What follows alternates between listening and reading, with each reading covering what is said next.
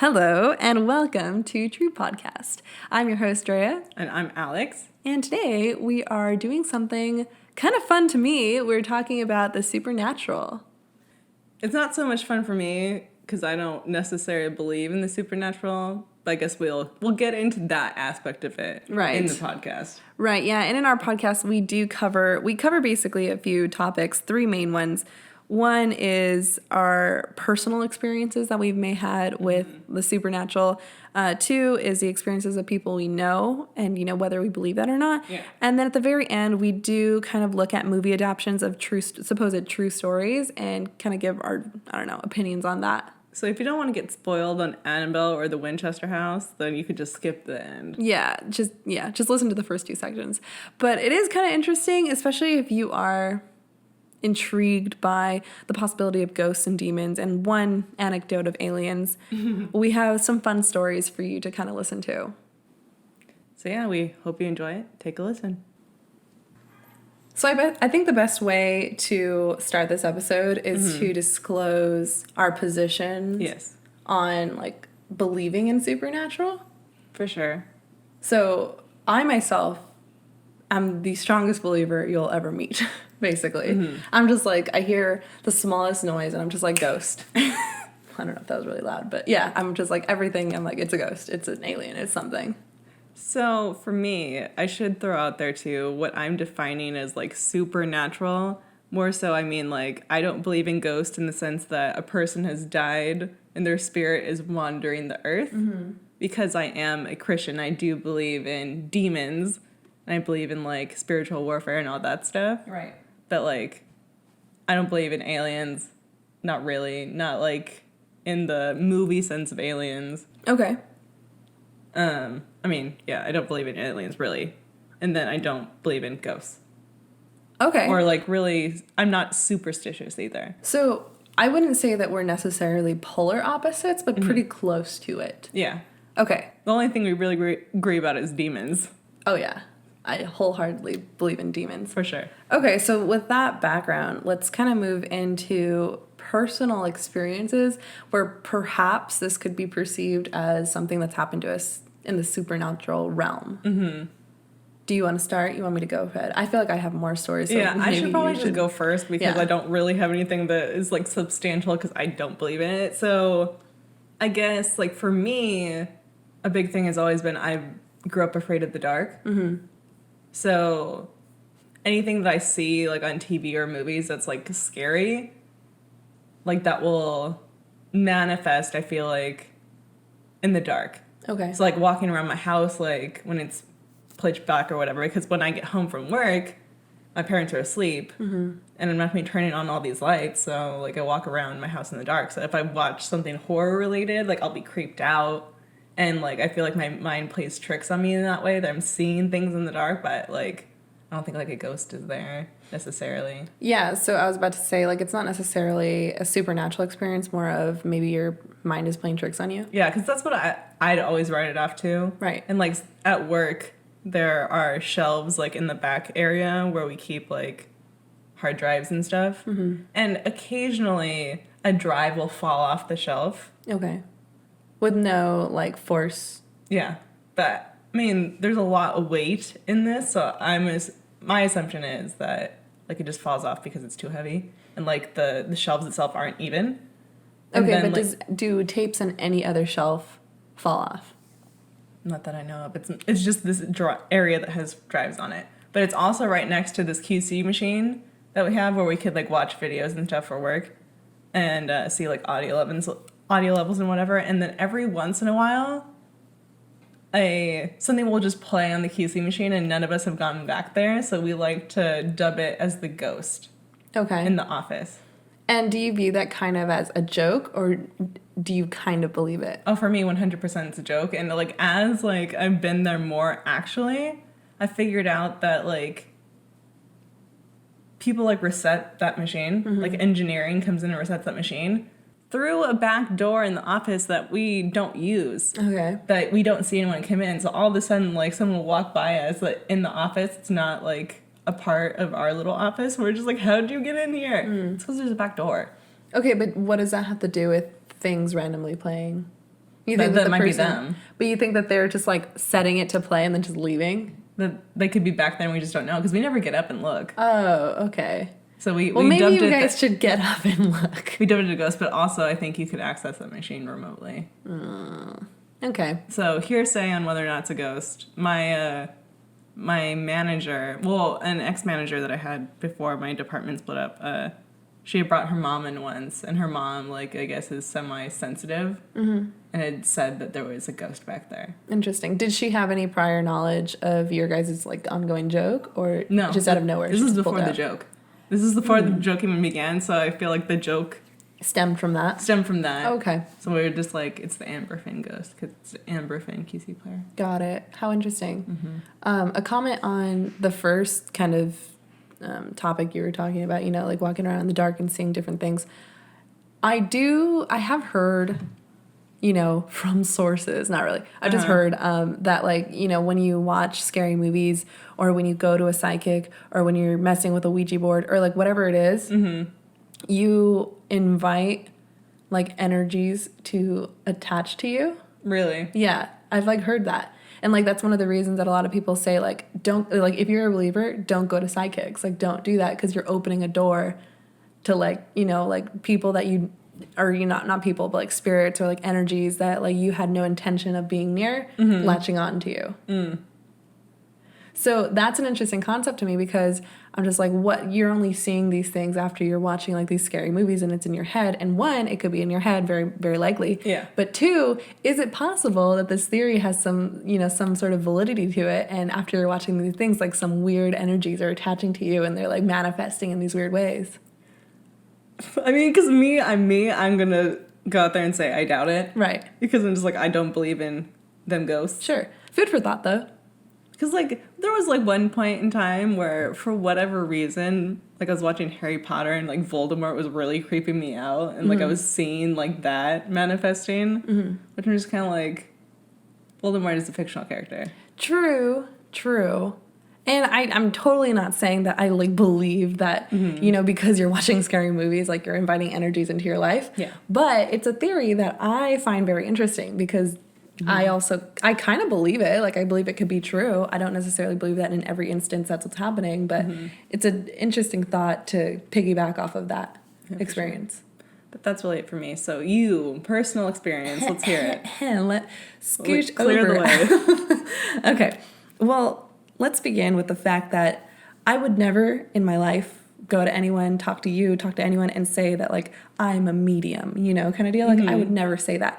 However, I do feel that I am somewhat sensitive to, I don't know what, to, like, some sort of, like, cosmic energy or something. And let me tell you why. So I have largely worked in the realm of real estate, in the industry of real estate.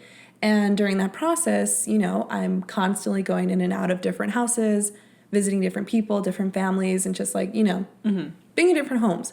And out of all the homes I've ever gone through, which have been quite a lot, only 2 times have I ever walked into a home and just felt this overwhelming feeling of like somebody is trying to tell me that they passed away here. And in one instance, I walked into a home and it was a beautiful home, and, you know, like, I didn't feel any sort of negative anything. It was just this feeling, just this very, like, benign feeling that someone is just like, this is my home, but not in a malicious way. And it was such a bizarre, perplexing, and this is the first time it ever happened to me. And it was so bizarre and perplexing that I was like walking through the house, really confused. And I think the realtor like kind of picked up on me, like just kind of walking through the rooms with this face, kind of like, And so she's like, is everything okay? Like, you know, what do you think? This is this. And so I turned to her and I was like, did someone pass away in this house? And she was like, actually, yes. What makes you say that? And I'm just like, I feel like this, like, man, like, I feel like, did a man pass away here? She's like, yeah, like, the owner was a male and, you know, he just passed away recently of old age. Wow. And I was just like, that's so bizarre. Because I just had this overwhelming feeling and, like, it, you know, it just so happened to be true. And then the second time was actually very shortly after that. And these are the only 2 times I've ever experienced this, and just coincidentally, they were very close to each other. I went into another house, and this time it was different. It was like I walked in, I was with my mom, And my mom was walking through the different rooms, and like she was just kind of like, this is an interesting house, like this is this. But I had this like, it wasn't so much like the first feeling where I just felt like it was very benign. It wasn't malicious or anything. I didn't feel like this one was malicious, but I felt something dark. Like something kind of unsettling. Okay. And I was talking to, and then it kind of like prompted me to ask questions because I'm like, maybe, maybe someone died here too. Mm-hmm. And so I started talking to the realtor, and I was asking her, like, do you have any history on the house? Like, what happened here kind of deal. And she actually wasn't the original realtor. Like, she didn't have the listing. She was just holding an open house for the people who did. But she was like, but I do know that apparently the people who originally lived in that house were doctors, and they had been practicing, I don't know what, like surgery or like something in the house with like in-house patients that was all off the books. Like it was all like not legitimate. Like they shouldn't have. Yeah, super shady. And she said, I don't know what happened. Like all I know is that there was a death in the house. And then after that, like investors came and redid the entire house, like changed the entire energy, like moved the kitchen from one end to the other end, moved the bedrooms from like here to there, like completely changed the layout of this house. She was just like with the intent of changing like the flow, the energy, whatever. Now that makes me wonder, like, if you hadn't asked, would they have disclosed that sort of thing? They have I feel to. like legally they have to, right? They have to. Only if you are, like, getting in transaction with them. Okay. Like, if you're just coming through and looking in, they're not going to be like, by the way, like, before you leave, someone died here, I guess I understand not wanting to say anything because that's not going to really help your case in trying to sell the house. But I'm like, you're going to have to tell the buyer eventually. Yeah. So I'm just like, maybe might as well just come out with it. Like, yeah, hey, I mean... someone died here. It's weird. It's a weird topic. But yeah, that was something that was really, really bizarre that happened to me, like I said, like in a very short period of time. Mm-hmm. And it made me kind of like open my eyes to all the other experiences I've had in my life where I felt a certain kind of weird way in different situations, and I kind of brush it off to like, oh, I'm just paranoid. Oh, I'm just like spooked because I watched a movie like last week or something, like that. When in reality, I'm just like, maybe I was feeling something legitimate because these two random times that I felt that way, it happened to be true. Yeah.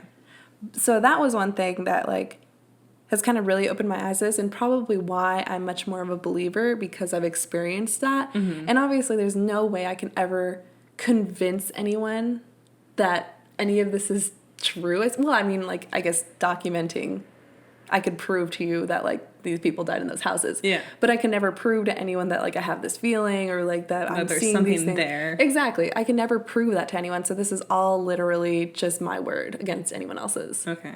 But from there, I did have, looking back on my life, I did have a few kind of odd instances.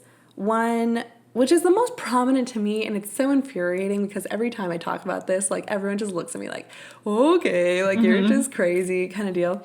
But I was getting ready for a date in my mom's house back when I lived with her, and, well, with my parents. And my parents had just left to fill up their SUV with, like, gas or whatever. Okay. So they were going to Costco. And so they left, and I was doing my hair. I was, like, straightening my hair in my room. The door was open. And I heard, and it's a 2-story house with, like, a big landing. So it's, like, pretty open. You can, like, hear what's going on downstairs. And so I heard my mom come to the front door and, like, kind of call into the house, like, being like, Andrea, like, come, like, open the door for me kind of deal. Mm-hmm. And it was my mom's voice. It sounded like coming from outside the front door to me. And so I popped my head out, and I'm literally screaming, like, what? Like, what is it? Mm-hmm. Nothing. Like, there was zero response. So then I'm like, ugh, gotta put down my straightener, go to the window. I, like, went to the window of, like, our front house so I could see if, like, the car was there to see if my mom was there. Didn't see anything. I was like, what the heck? So I walk downstairs, and I look out, like, the peephole of the door. Nobody's there. Mm-hmm. And literally it's just me alone in this house, like, screaming to nothing. And, like, anyone that I tell this story to is just like, oh, well, I've heard people call, like, I've heard voices before, that I just make up in my head. And I'm like, no. I heard not just a voice. I heard my mother's voice clear as day. There was no other noise in this house. There was no one else in this house. I wasn't listening to music. Zero noise. Mm-hmm. In the middle of silence, I heard my mother's voice scream to me from outside. And to the point where I responded. Yeah, I mean, obviously, I'm going to side with the people who are just kind of like, you're probably, you're just tripping a little bit. See, that's so infuriating to me. This just happened to me like the other day where like I was in my room doing something and I thought that I heard the door to the garage open and my parents come in because my parents are like off of work right now. So like they go in and out of the house while I'm like getting ready for work and whatever. So like, I've thought that I've heard things throughout the house. I see the thing is when I'm faced with this stuff that people tell me, I'm not going to tell you, dude, you're wrong. Right, yeah. Because I wasn't there. But I'm also just kind of like, it's hard to I believe. just shrug. I'm like, I don't know. Yeah, it's exactly I don't know what to tell you. Exactly the point I was making. It's just like, this is literally just my word against anyone else's. Yeah. But kind of to your point, it's one thing to hear a noise. Because, like, things can fall. Things could move. Houses settle. So it's one thing to hear a noise to me, but it's another thing to hear full-on, like, language. Because it was, like, my name is, like, 3 syllables. And it was clear as day, like, my name. It wasn't just, like, and I was just like, what, No, it was my name. From my mother's voice. Yeah, I don't really know what to tell you. Oh, God. I'm sorry. Okay, well, that was one of the main weird things that happened to me. And I didn't feel scared, though. Like I told you, I didn't feel like I felt unsettled in that one house. I didn't feel scared in this situation. I mean, I wouldn't think that you would initially until after you realize, like, where's my mom at? I didn't even feel scared afterwards. I was just so dumbfounded. Like, I was just like, what the heck just happened? Yeah, because, I mean, you hear your mother's voice, you're not going to assume nefarious things. That's true. Yeah. Yeah, anyways. So, pushing forward, another situation that I've gotten myself into. My family, we went on a vacation one time to Mexico, and we were in Guanajuato, which is a pretty historic state south of Mexico City. Okay. And we stayed with a bunch of friends, a bunch of family. Like, there was a ton of us to the point where we had, like, a tour bus. Like, there was a huge group. And we stayed in this hacienda hotel that was right on the edge of, like, a creek, like a ravine, in the middle of nowhere, like, in the wilderness. And so they rented out, like, a whole wing of the hotel to us with no floor above us or below us. It was just the one level of rooms. And in the middle of the night, my mom, me, my sister, my aunt, like, everyone that was in an individual room, we all heard people coming in at, like, 2 a.m. with luggages, like, rolling the luggages, kids running up and down the hallway, opening doors, closing them, like, just kind of, like, making noise, like, checking in kind of deal. And I was too young to think anything of it. Like, I wasn't comprehending what was happening, so I was just like, ugh, people are being loud. And then my mom, at the same token, she was kind of thinking the same thing. Like, she's drowsy in the middle of the night. She's like, oh my gosh, why are these guests so loud? My aunt, she got freaked out because she's like, what is happening? Because, we were the only rooms. She was kind of more woke than we were. So she, like, covered herself up entirely with her blankets. And then Danielle and, my sister and my cousin, like, same thing. And, like, everyone just kind of, like, didn't think to look outside. Yeah. Which is something that everyone regrets. Yeah. And kind of, like, which really upsets me, devalidates this experience, I feel like, when talking to other people, because people are just like, why didn't you guys check? Kind of deal. But for whatever reason, nobody thought to get up, nobody thought to look until the morning when we were talking about it. We're just like, wait a second. We were all hearing this, but there's no rooms over here. Like, what would these people be going into, and, like, what are they doing over here? But it's just all of us.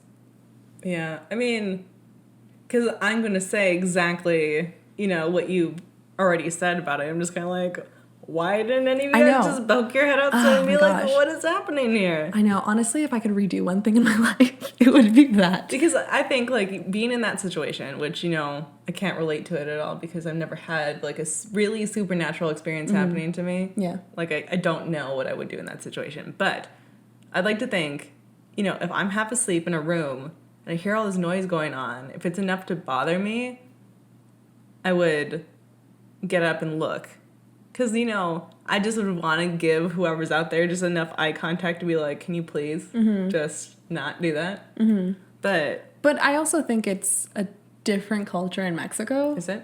Yeah. Like, everything is so much more friendly over there. Oh. You know, you would never, like, stare someone down in the middle of the street. Like, even if, like, you know, your neighbors, you have annoyance with them, like, you tell them, like, good morning every single day. Oh.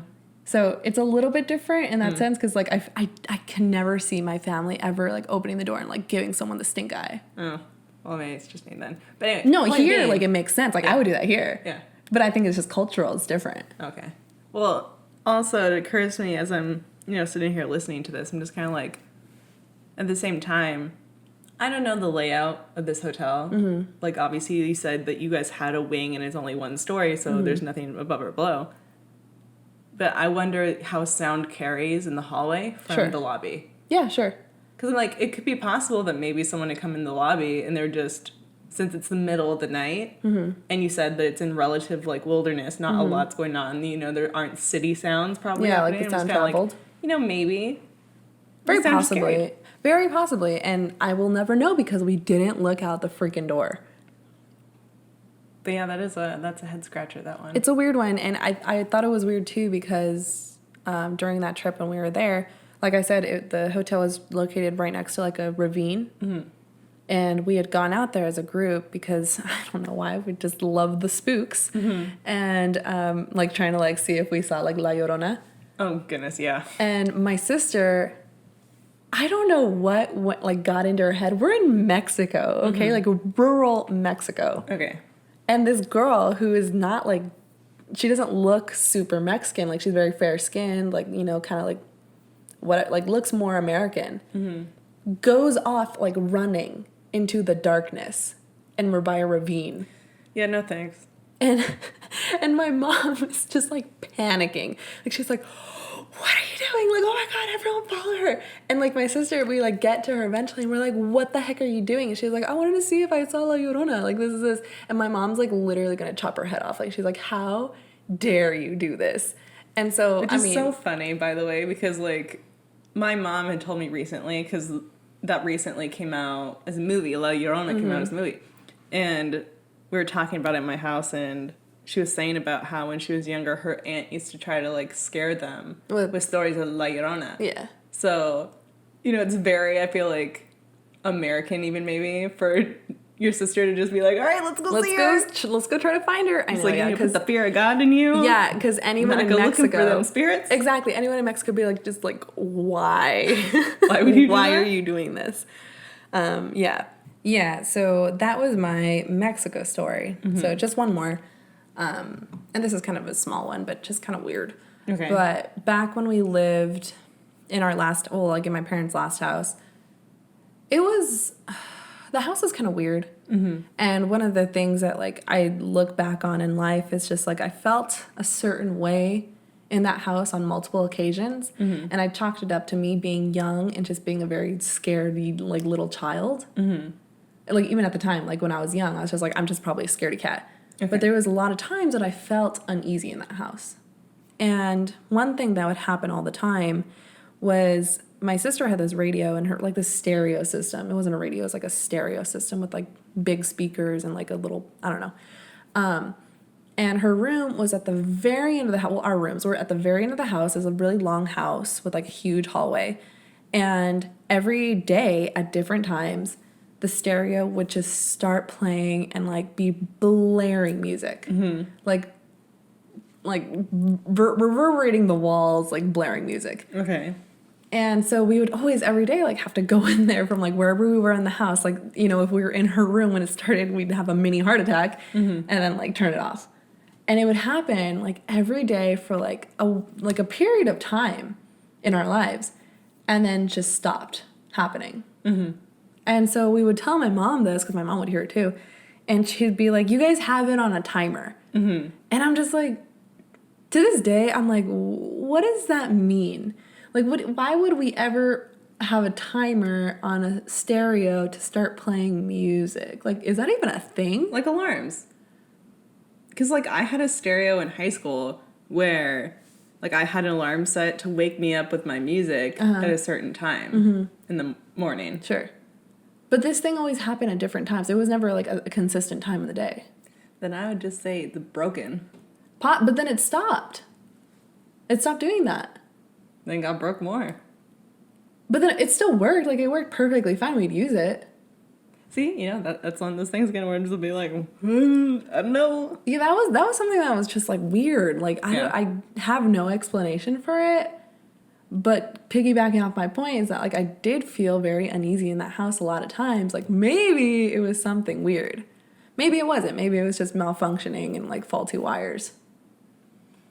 Yeah, but it's also at the same time pretty weird that at a certain point it just stopped doing that and then it was working fine. Yeah, it never like didn't work. Because if it's broke, you'd think it'd just get more broke over time. Yeah. Not that it would fix itself. Exactly. Like, it was really weird, and I don't have an answer to why it happened, but it happened, and it tormented my sister and I for like a period of time. Well, I would like to say that at least if you're getting haunted by ghouls, they don't seem to be mean. Thus far. Yeah, true. Anyway, so that kind of like concludes my supernatural experiences, like if we really want to call it that, or like just kind of odd experiences. Yeah.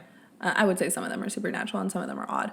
But yeah, so let's move on to talking more about maybe stories we've heard from like friends or family.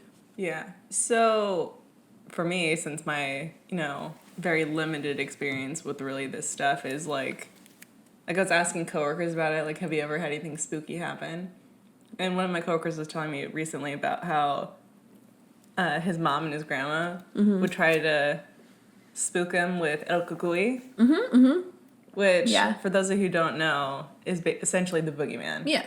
From what I understand, yeah? Yeah, it's definitely, like, it's like devil/boogeyman, yeah. And from what he was telling me, I wasn't really getting the impression that he felt like he was being, like, stalked by el cucuy. It's more that, like, his mom or his grandma wouldn't want him to do things, so they'd be like, don't do that or el cucuy will come after you, or el cucuy is in there, so don't go in there. Definitely. That sort of thing. And then, like how I mentioned before, like, my mom's aunt had been like, La Llorona, you guys, it's real. I mean, other than that, it's mostly just, my manager's mom who came in and said that our office is haunted. Right. So going to the point of el cucuy, this is kind of a tangent, but I think it's really interesting how different cultures have these, like, I don't know, characters, like manifestations that they view as like kind of like their version of the boogeyman. Okay. Because, for Mexican culture and maybe Latin culture, I don't know if it's kind of universal, we have like el cucuy. And I know that in Irish culture, like my husband, he would be very, very scared at a young age of this person. Well, I don't even know if I think it's a leprechaun that was called Wee Willie Winky. And like he was like petrified of this. Really? And, like, even if today I bring it up, he's just like, don't talk about that.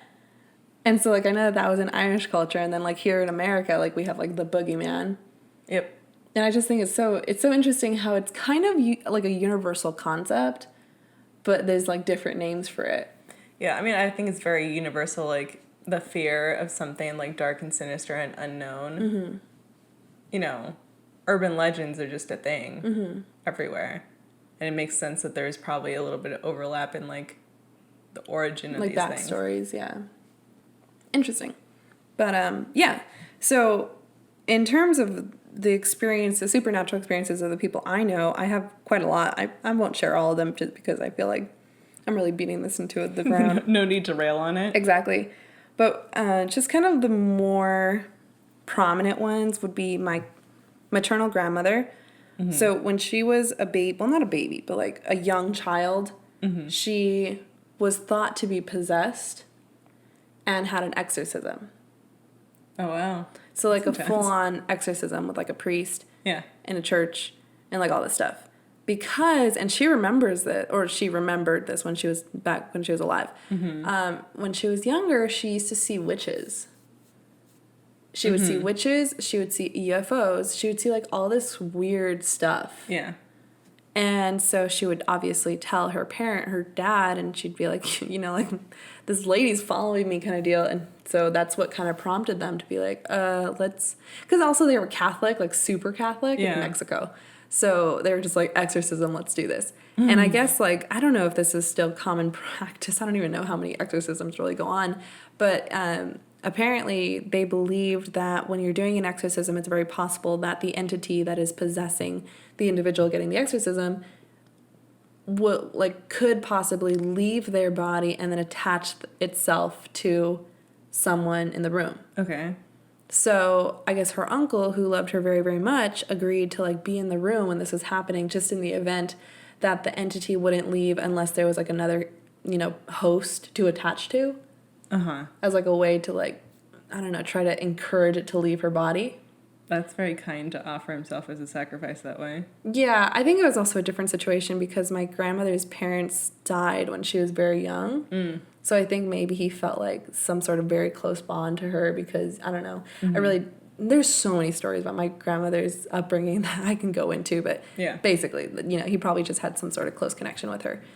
But so they had the exorcism. He didn't get possessed, and after that, she was totally fine. Like she never saw these things again. So that kind of like leads me to think about, because I'm not saying that wasn't true, because I do actually believe in demons. I mean, if she's seen witches and UFOs, I don't really know if that's like possession in the, what would be traditionally defined as possession.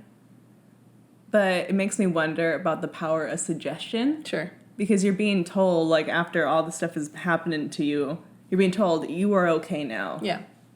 So, especially for, I feel like, kids, that gives them permission to be like, I'm fine. Yeah. I'm not going to see anything anymore. It's all going to be fine because I'm being told that I'm okay. Right. Very much so, that could be the case.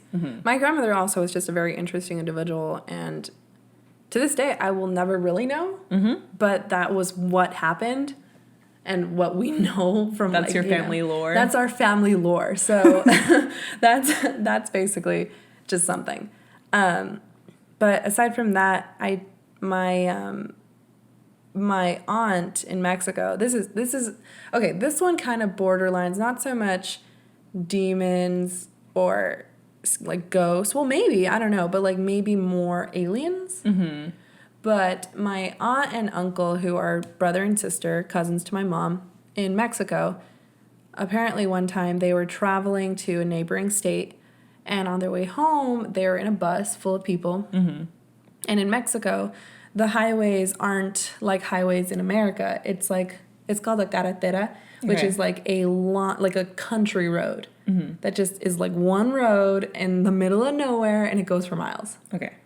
And so they were, on this road in the middle of nowhere at night, and I guess at some point, like no one around them, the bus like stopped working. Like it just stopped. And like all the electricity, all the electrical and like just motor and everything in the bus shut off. And so like, everyone was like, what's going on? La, la, la. The driver's just like, oh my gosh, what do I do? And in this process of everyone being like confused as to what's happening, apparently in the field that was like surrounding the street, but surrounding the road, there was like beams of light that were coming up. And this is, like, not just, like, one person telling me this. This is, like, both my aunt, my uncle, and apparently, like, everyone else on that bus saw this. There was just lights coming up from the ground. And everyone was just kind of, like, frozen because they were like, what the heck is happening? Yeah. And then it disappeared. And the bus turned on. And they were able to drive again. Yeah. I mean, see, that's one of those things, like, I'm not going to say, like, this is wrong, because, there's corroboration here. It seems like there's corroboration that, multiple people are saying that this happened. It's really hard to believe, for sure. Yeah. Because I'm thinking about that, like, I don't really know, like, because I wouldn't know what to think in that kind of situation, because, like, me being someone who is generally skeptical, like, I'd like to think that I'd be, like, logically, like, there's something going on here, like, looking out the window, like, what is this? Because I'm just kind of like, my mind when I'm hearing this, I'm like, even though you would hear this, like, helicopters or whatever, and just, like, shining beams, like, you see that all the time. Like, I drive back from LA and I see a helicopter with, like, a light searching for whatever. I'm just kind of like, I don't know what to say to that. Yeah, I mean, in Mexico, obviously, it's a little bit different. It's not like city here. Exactly. So, I'm not going to say, this is what it is, guys. Yeah. Like, obviously, I don't know. It's definitely not like that over there. But But I also don't know how much I believe it. Mm-hmm. However, the fact that, and you know, it's so weird because my mom tends to do this. Okay. She'll tell me something at some point in my life. And then like years later, I'll talk to her about it and be like, remember that story you told me about this? And she'll be like, what? Like, I don't remember telling you that. And I was like, Mom, like, oh my gosh. And then it makes me feel like a crazy person because I'm like, did I make this up in my head? So I'm interested for my mom to listen to this podcast and confirm or deny whether she remembers telling me the story. Mom, it was Tia Josefina and Tio Fernando. So tell me. But, I mean, it's a pretty unbelievable story. Like, you know, if you were to tell me this, I'd be like, you're full of it. Mm-hmm. Like, you're just pulling my leg. Yeah. I don't know. Like, I don't know. I think this December when we go to Mexico and I'll see my family members, this is actually something that I should ask them and like confirm like firsthand because I haven't heard it from them. It was my mom that told me. Okay. And I don't know. Always get your information from the source, kids. Yeah. I mean, so this is just something interesting. I don't know how much I even believe it, but it's something weird. Like if it is true, it's bizarre. Yeah, for sure. So, I mean, there's that. And then I'll just tell one more. So I have a friend who I went to dinner with her and her boyfriend, and the topic of the supernatural kind of came up, and you know I was telling them how I'm a believer, but her boyfriend was saying like, oh, I'm not. I'm like, really? Like, you know, and he's also like a Mexican person, so like, you know, I feel like Mexican people are more inclined to be believers just because of superstitions and everything. Sorry if I offended someone with that like generalization, but yeah, so I kind of asked him, like, oh, really? Like, your family's not superstitious? You don't, like, believe in anything, la, la, la. He's like, no, like, I really don't. But, like, I did have this one thing happen to me. And he proceeded to tell me about when he was when he was a child. Apparently, like, for Christmas or something, he was given, like, an Elmo, like a Tickle Me Elmo or something. Okay. And he said that, I don't even remember the details, but he was saying how this Elmo began to torment him. Like, in the sense that, like, it would just start going off, and, like, it just scared him. Like, it frightened him to the point where he would get this doll and, like, hide it in places in his room, like, in the very back of his closet or, like, in the hamper, like, just, like, crazy places where he's just like, I'm trying to get rid of this thing. Yeah. And every single time he would do it, it would appear, like, back on his bed or something. Yes. And it got to the point where he was, like, sobbing, like, crying to his brothers or, like, siblings, saying, like, please, like, stop doing this. Like, stop moving my doll. Like, I don't want this dang doll to, like, be around me or anything. And his brothers and siblings, I don't know if his brothers, were just like, we don't know what you're talking about. Like, we really aren't doing it. And so maybe it is also that they were just lying to him. It's very possible. However, he was like, you know, like being tormented by this doll apparently that was like going off and like talking to him. And it got to the point where I guess he had to tell his mom, he's just like, please save me from this doll. And so his mom just like okay, and just like threw it away. Yeah. And then after that, everything was fine. And that's all fine and good, you know, just like whatever. I did read a story on the news where apparently there was a family, the Bowman family, who had a 2-year-old son, James, whose doll began to spout death threats to him. Like, his Elmo doll was like spouting death threats towards him, and like even after they changed the batteries, it was still doing it. And so they obviously got on the news, and apparently like Fisher Price, the toy manufacturer, said that they would issue them like a replacement doll or something. And so it's just like why is there weird things happening with Elmos?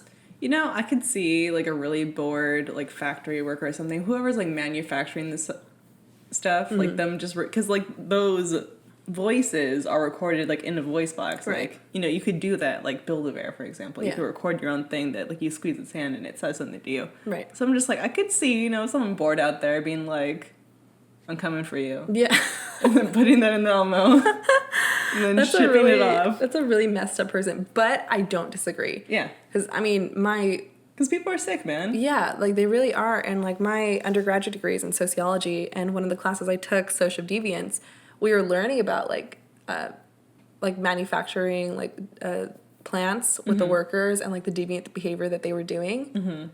And so I don't disagree that that's a very possible outcome. Speaking of quasi-possessed like toys, I feel like another one that you could throw the argument out there is like Furbies. Furbies. I had a Furby when I was younger. For all you 90s kids, those really who knows what they were supposed to be? Hamsters? Like gremlins? I don't know. But yeah, because I feel like those, I don't know if they were motion activated or whatever, but every once in a while, like I had one in my room that would sometimes go off a little bit. They were the worst. I never really understood how you were supposed to interact with those things. They were always just creepy. It wasn't good. Yeah, for sure. Okay, so now that we've talked about our experiences and the experiences of people that we socialize with, let's just talk about mainstream movie adaptions from supposed real life occurrences. Yeah, so this usually comes up between Dre and I just because of how much of a thing it is in, mainstream media, like, mainstream, like, movies and stuff, I should say, not, like, media. Like, you're not seeing on the news that people are getting haunted. It's not that. Yeah. But more so, a lot of, like, we watch the same YouTube series about it. Mm-hmm. We watch different movies and whatever. So one that I rewatched recently was Annabelle. Mm-hmm. And so spoilers ahead if you haven't seen Annabelle and don't want to. Tune out. This is the time to skip ahead. Although we're only going to be getting into movie stuff, so if you don't want to hear a bunch of things about scary movies, like bye. Either Annabelle or the Winchester House, just tune out here. We'll see you next time. Yeah. Peace out. But anyway, so rewatched Annabelle. I mean, because also they're coming out with a third movie. Like there's 3 movies thus far. There's the first one, a prequel movie, Annabelle Creation, which I feel doesn't follow the same origin story as you're led to believe in the first one. So that's in and of itself kind of weird. And now a third one, which is supposed to take place after the events of the first movie. Is it really necessary to have 3 Annabelle movies? I mean, I feel like it's not. These things make money. People like to get the spooks. All right. It happens. Anyway, so the whole premise of this movie is that there's this couple who is pregnant. Their neighbors end up getting murdered by so the neighbors have a daughter that ran away to a cult. Mm-hmm. And the daughter, along with someone else in the cult, has come back home and in the middle of the night murders their parents. Good. So, like, the wife hears some screaming. Mm-hmm. So she, like, gets up and just like, hey, husband, there's something going on. Mm-hmm. And the husband's just like, it's set in, like, older times, like, maybe, like, 60s or 70s. So it's, like, still the time where, like, the husband would just, like, pat the wife on the head and be like, oh, you're so silly. Mm-hmm. So, like, of course he doesn't believe her. He goes across the way to go check on it. She's all paranoid. And in the meantime, the daughter and the cultist are in their house and start, like, attacking her or whatever. So, I mean, it ends up being that, like, they end up being fine. Like, the police get there, show up, and the daughter kills herself in the nursery. Good. And, like, just that day, the husband gave her the Annabelle doll. Because it's, like, a collector's thing. Like, there's, like, different, like, porcelain dolls that all are the same look. So this particular doll, she kills herself in front of this doll, basically to release a demon. But you don't know that yet. So, like, the demon is, like, inside the doll. Okay, I have so many questions, but I'll save them for the end. Okay, so what ends up happening is, like, of course, they don't want to live there anymore, so they end up moving. Because, like, kind of creepy things end up happening. Like, a fire starts and whatever. Like, all these just, like, weird happenings. So they're just like, this is weird. This doll's creeping me out. Let's get rid of the doll and let's move. So they move. And more creepy things start happening. And the wife is starting to get really paranoid. And the husband doesn't believe her. So she goes to, like, a bookstore to research, the spiritual sort of stuff, and she meets, like, a lady, her name's Evelyn, and, like, together they're, like, figuring out, and Evelyn's like, I've had experiences in my life, and I believe you need to learn how to protect yourself, and all this whatever. So eventually, she gets haunted well enough that a priest gets involved, and the priest is like, this doll is bad news bears, because the doll has been brought back at this point. Like, they had thrown away the doll, but the doll has appeared back in their house. How? Oh, wait, I'll ask at the end. Okay. So yeah, the doll's back for a while and is, like, haunting and whatever. Like, the spirit of, like, she sees, like, a little girl in the house. It's the creepiest thing, by the way. So she's in the nursery room, and she looks, like, outside the door, and, like, there's a hallway, and then she sees into another room, and she sees a little girl there. And, like, she's just staring it down. And then in the next minute, the girl starts running, and then it turns into the grown-up, you know, daughter who tried to murder them. It turns in her, but she, like, slams the door. So, you know, and then opens it, and there's no one there. So, like, she's, like, you know, really spooked. Talk about a jump scare in a movie. It is. So, priest gets involved. Priest is just like, hey, demons are out for souls. They want a soul. I'm going to take this doll, and hopefully we could get this taken care of. Like, I'm talking to some people in the church. We're going to try to get rid of this whole thing so you nice people can, you know, carry on with your lives. So, doll's like, nuh-uh. But it's, like, later. So the priest, like, takes the doll and, like, leaves. And ends up getting attacked outside of the church, like, before he could bring the doll inside. By a doll? Okay. By the spirit that's haunting the doll and whatever. So, so yeah, he ends up in the hospital, and it just so happens that the husband works at a hospital. So, like, he's just like, oh man, shoot, like, I should probably call my wife, because the priest is just like, hey, the doll did this. They coming for you, man. Just like, imagine. This brings you, like, more towards the end of the movie. And this whole time, it leaves you under the impression that the doll wants... Because at some point in the beginning of the movie, the wife gives birth to their child. Right. So the doll wants the baby. That's what they make you think. Okay. The doll wants the baby. But the thing is that, according to the priest, only... you know, sentient people can offer like, you have to offer your soul to the demon. Like, it can't just take it, you have to offer it. And a baby can't offer it. So, like, you then realize that... It wants the mom. It wants the mom. So, basically, like, it's trying to provoke her into sacrificing herself to save her baby, just all to get her soul. But in the end, her homie, Evelyn, ends up being like, I'm going to take one for the team, because the mom is trying to kill herself. Because, like, the husband's, like, running home and whatever, and, like, she ends up meeting up with Evelyn because major spooks are happening in the house. So, and, like, the baby has disappeared, so the mom is just, like, taking the doll and, like, beating the daylights out of this doll, like, give me back my baby. Okay. So then, like, there's, like, all this stuff written around, like, the ceiling and the walls and stuff, like, basically egging her on to kill herself. Right. So she's in the windowsill. She's like, I need to get the baby back and all this whatever. And Evelyn and the husband are just kind of like, no, dog, this is what they want. You know, don't jump.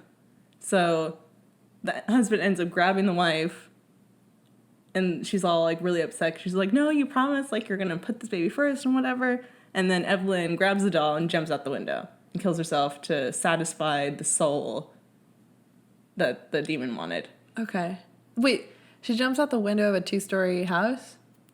It's an apartment. Oh. They moved to an apartment, I'm sorry. Oh, okay, I see. So after the house, they moved to an apartment. Okay. It's, like, a couple floors up. So she takes the doll and jumps and dies. Okay, and that's how it ends? And that's how it ends.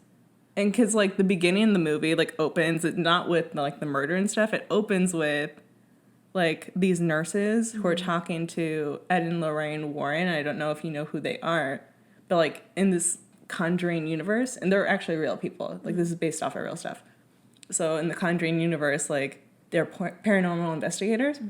So it starts out with, like, this group of nurses who have the Annabelle doll, who have been haunted by it. So Ed and Lorraine Warren are taking this doll. Okay.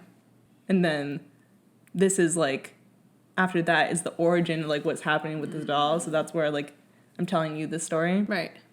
So it's implied that at the end, like, Lorraine and Ed Warren are taking this doll. And, like, it shows you, like, at the end, like, they have it, like, in a glass case that it gets blessed, like, a couple times a day, a month. Oh, okay. Something like that. Okay. And that's basically the premise of everything? That's the premise of the first movie, yes. Okay. So let me ask questions. Okay. I really hope I don't forget something from, like, all of that. But okay, my first question was all over the place. Yes. Okay. My first question is in regards to the girl sacrificing herself in the beginning. Because the girl who killed herself? Right. Yeah. Because you're saying that she kills herself to release a demon to go into the doll. To summon the demon, yeah. To summon the demon? Mm-hmm. Yeah, that's something that comes up later in the movie. After after the neighbors are murdered, they've already moved out of the house, and they're in the apartment, and the cops come visit every once in a while, because as the state of mind of the wife starts to deteriorate, she's trying to figure out more what this could possibly be, because I didn't say all the stuff that she gets haunted with, but she gets pretty significantly haunted, and she does see the demon, and it's terrifying, of course. Okay. But, so the cop comes, and because she she might have contacted him or whatever, but she talks to one of the investigators, one of the detectives, and she wants to know more of why. She didn't initially want to know anything about it, but she wants to know later more why this happened and what the daughter was doing, because the daughter, the one who killed herself, her name is Annabelle. Okay. So that's where this is all coming from. But okay. So she wants to know more, and it's because that was what the cult was trying to accomplish. They were trying to summon a demon.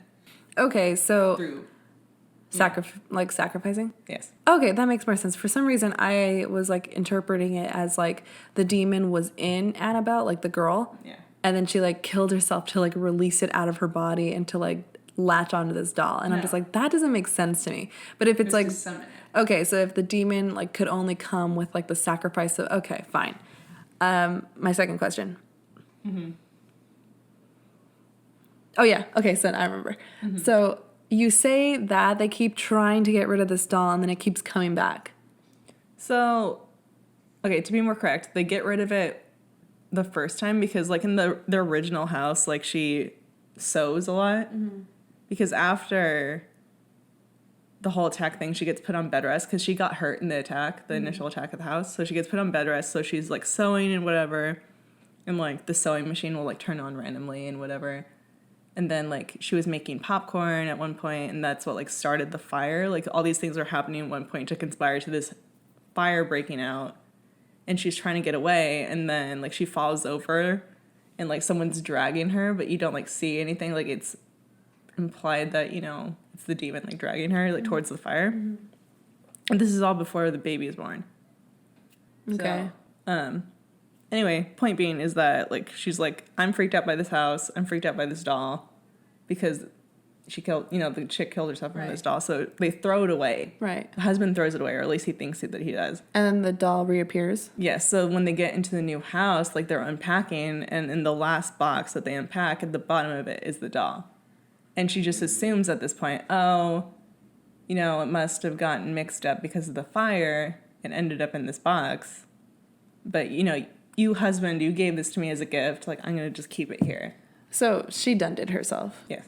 Okay. I mean, but it's suggested there that no matter how many times you get rid of this doll, it's going to come back. See, that's something that I can't really buy into, because I'm okay, if you throw a doll in Canada, you throw it away in Canada and drive home, how the heck is this doll, what, you're just going to see a doll walking on the side of the road, all the way back? I mean, I think it just poofs there. There's no way. I mean... There's no way! That doesn't make sense. My explanation is demons. Okay, fine. Whatever. I don't know what to tell you. That's neither here nor there. But okay. I think those are basically my questions about it. So why don't we get into, the real story of Annabelle? So, I guess it's from the research that we've done on it, it's based off a Raggedy Ann doll from around the 70s that a mother purchased for her daughter. And it would do things like levitate, attack them, and try to strangle someone, I guess. Which is hilarious to pick. I know that if it really happened, it's horrific, and I don't want to be insensitive, but a Raggedy Ann doll attacking you, that just sounds outrageous. So I guess it caused all this mayhem, and now it's kept in a glass case, much like how they depicted, the Annabelle doll being kept. I'm pretty sure it's, it's still it's with Ed and Lorraine Warren. Yeah, and it's still being blessed with ritualistic prayers, right? Yeah. So I mean, I guess like the bones of that story is still true, but so much of it was like just like Hollywood. Yeah, I mean, it has to be. Yeah, true. To make it interesting to the common person. I mean, it's not a bad movie. It's creepy to me because demons. I've already expressed that I don't like the demons. Right. So. Do you believe that the original Annabelle could be real?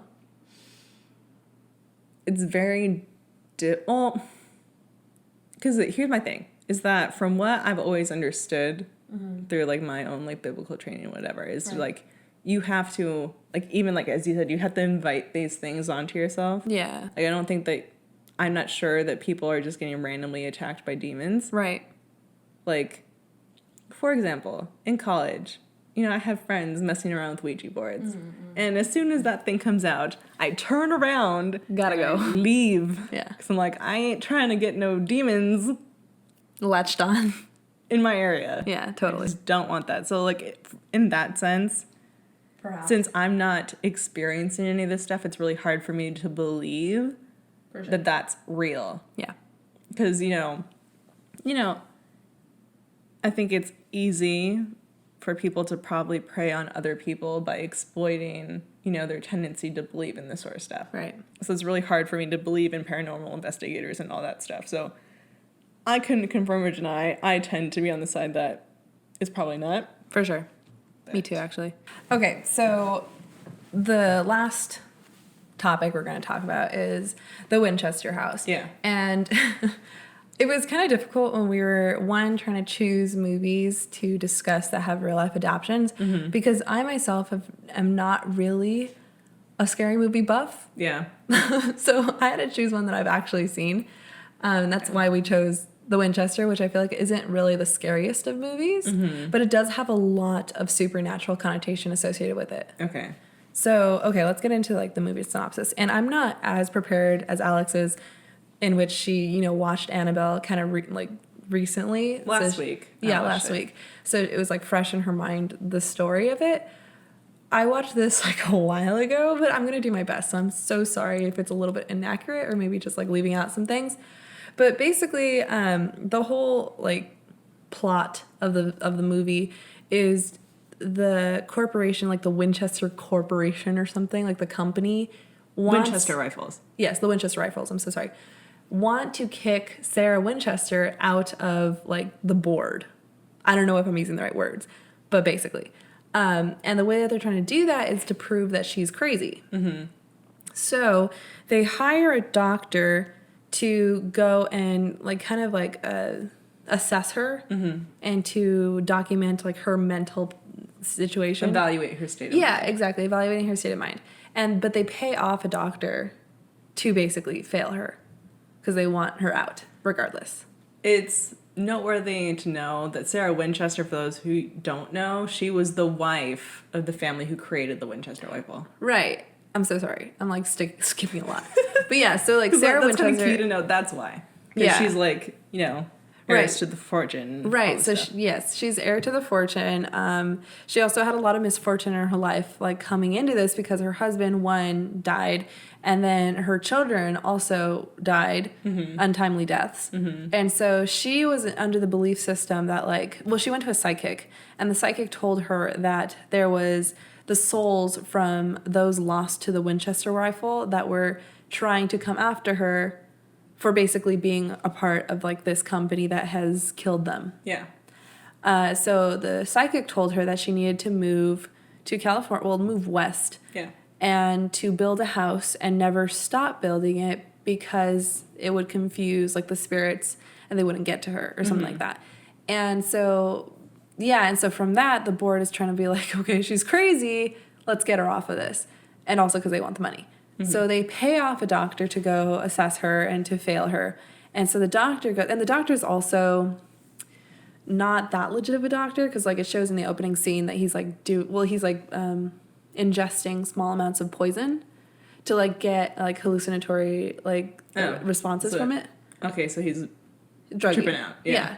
Basically. And so like you're just like, okay, like this doctor already isn't looking that great. And later it's revealed that he's, I guess, like living this life because his wife passed away an untimely death also. And so he's just coping with it in these weird ways. And so when he arrives to the mansion, he's going to stay there a few nights. And when he arrives, there's like a bellboy who is standing around like helping, you know, whatever. And he's like talking to him and being like, man, like this place is kind of weird. And the bellboy just kind of like looks at him like, and it's like presumed that he's just kind of offended by it because he's like part of like the Winchester family. Like apparently all the workers who were there were very close knit. Okay. And so you're presuming that like, you know, it's just kind of funny like that scene because you're just like, this guy's trying to like relate to anyone in this house, but everyone's like on the same team. Yeah. So he's just like, okay, never mind. And throughout the entire movie, like he keeps on like interacting with this particular worker and just kind of talking to him and just kind of, you know, just being around him. Yeah. And so during the whole movie, like things keep happening, like odd goings-ons. Like Sarah Winchester's niece was living there with her son, and like the son keeps on having these like weird episodes of like maybe possession. He like almost jumps off like the roof, and like the doctor has to save him, and like it's just a lot of like weird things happening throughout the whole movie. And at the end, you basically find out that the entire time that worker that the doctor had been like hanging out with, talking to, whatever, doesn't exist. Like he like really doesn't exist. Like he's just like a manifestation that this guy is like realizing, or like a spirit. And in the end, there's like the whole like the climax of the movie is basically this worker, you find out that he fell his family fell victim to the Winchester rifle, and in hopes to like avenge his family, he went in and like murdered a bunch of people that were like working for the Winchester company. And then obviously they killed him because they're just like, oh my God, this person's, you know, like the police like killed him. And so he was just trying to like seek his revenge against Sarah. And so the end scene is like the whole house, like it's a take on the massive earthquake that did happen in like real life in 19 something. Honestly, I think I did look that up. No, I didn't. Okay. So it's a take on a huge earthquake that did actually happen in real life that destroyed a lot of the Winchester house. But basically it was like his spirit trying to be released, I guess, from this world, or like his wrath. I don't like exactly remember, but something with his spirit. Yeah. And like it created this huge like earthquake. Okay. And like all of the rooms were like collapsing, and it was just like horrific. And in the end, they basically set his spirit, I don't know if they set it free or they just kind of like banish him.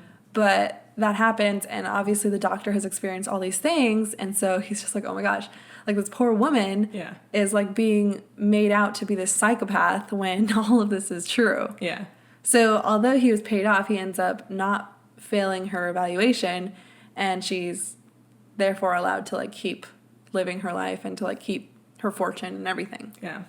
And that's basically how it ends. Well, there was also a part with like his like deceased wife, but not that important. I mean, from what I know personally of the whole Winchester story, I mean, obviously, not obviously, because I never heard of her actually in real life getting evaluated by any doctors. She always just seemed like a batty old lady who's just kind of like, I'm going to build all them rooms. Right. I'm going to keep building them. But yeah, that's weird. I mean, it's a movie I'd definitely be interested in watching, I guess. I'm a very reluctant horror movie watcher. Yeah. It's not scary in like the least bit. It was entertaining. It wasn't the best movie I've seen, but it was entertaining. Anyway, so real life story then. Let's hear it. Right. So in real life, like you said, I couldn't find any information on whether she was ever actually evaluated by a doctor for like being psychological issues. Yeah, exactly, like mental instability. But so from the beginning, Sarah Winchester was married to the late William Winchester, which we kind of spoke about. Yeah. They were wealthy from the rifle company, the Winchester Repeating Arms Company. So her daughter died, and then shortly after that is when Sarah did go to see a psychic who told her to move west, where she should build a home for the lost souls of those who fell victim to the rifle. And today there are roughly 161 rooms with 40 bedrooms, 2 ballrooms, 47 fireplaces, 17 chimneys, 2 basements, and 3 elevators. So it is the most like bizarre house. It's huge. Yeah. I've actually been there in person, and it's the weirdest house I've ever been in. They label it the Winchester Mystery House with like very much so. Like that's an accurate name. But basically like basis of this true story is that. You know, that Sarah moved west because of all the misfortune that happened, and she built this house basically for the souls of to appease the deceased. Ghosts. Yes, exactly. And it was interesting watching the movie because I think they filmed it there. I could be wrong. I can't imagine like a set that is so similar because everything that like I saw in the house, like I feel like I remember watching it in the movie. And it was. But then again, I don't know. Don't quote me on that. But yeah, it's so weird because the house itself makes me feel like have you been to Minnie Mouse's house in Disneyland? Ages ago. Like in Toontown? Ages ago. Toontown doesn't even exist anymore, does it? I don't think anymore, but I mean, I have been there before, yeah. Okay. Well, like, you know how all of the, like, the walls and everything are all kind of, like, plastic bulbous? Mm-hmm. That's how the house is. Like, really? It looks like a playhouse. That's weird. It's so bizarre. Like, the house is so bizarre. And when you go, you're not allowed to take video or anything. Like, you can take photos, but you can't take video. Why? I don't know. Maybe it's, like, because, like, liability with the workers or something like that. I don't know. But it's weird. I mean, I know I definitely have heard about how weird the rooms in the house are. Like, there's staircases. Well, a staircase leading to nowhere. Yeah. A door that opens up to the outside of the house where you could just literally fall out of the house. Yeah, like, the bathrooms have, like, glass doors. There's, like, windows in the floor. It's, like, it's very bizarre. Yeah, I mean, I feel like that would suggest to most people that she's just out of her mind. Possibly. Because I know, like, this house specifically has been featured, like, on different things. Like, there's different, like, videos you could find on YouTube about it and whatever. Like, you and I have both watched videos about it, and it just seems weird. Like, she would, like, from what we see in these videos, like, she'd hold seances to be like, all right, so what should I build next, you guys? Yeah. What's next? I don't know. She could have very much, like, been a kooky old lady. Yeah. And also kind of going to the point that I was making at the beginning of this podcast that I feel that I am sensitive to certain energies. Mm-hmm. When I was there, I did not feel at all uneasy. There was only one time for literally like 2 seconds that I felt a certain way. And it was when I was opening the door in between rooms. Like, it was weird. It was like you had to open a door to be in this really, really small, almost like a closet, to get to another door that led into the next room. That's creepy. Yeah, and so I was the only I was like the closest person to that door in like our tour group. So when our tour guide like told us like, okay, let's go into there, I was the one that like opened it and went first. Mm-hmm. And in that moment that I opened it and I was in that little like closet space, I felt like an overwhelming like panic. Mm-hmm. But then as soon as I opened the door and walked into the next space, I felt fine. That was the only time in the entire house that I felt like weird. And you could probably just chalk that up to being, confined in small spaces. Possibly, yes. I'm still standing with like, I'm very much a believer, but I didn't feel anything in this house. So I don't know. Maybe she was really just a crazy old lady. Yeah. Cause I mean, she did have a pretty rough, like everyone in her family dying basically before she moved out there. So that's traumatizing enough that I would understand, that she might have a break of some kind. Yeah. Like just move across the country and just keep building. Right. Because, she had the money for it, certainly. Yeah, absolutely. So, it was it was an interesting adaptation from the real story. Mm-hmm. Like I said, it was an entertaining movie. Was it a really, would I ever consider it like a cinematic masterpiece? Absolutely not.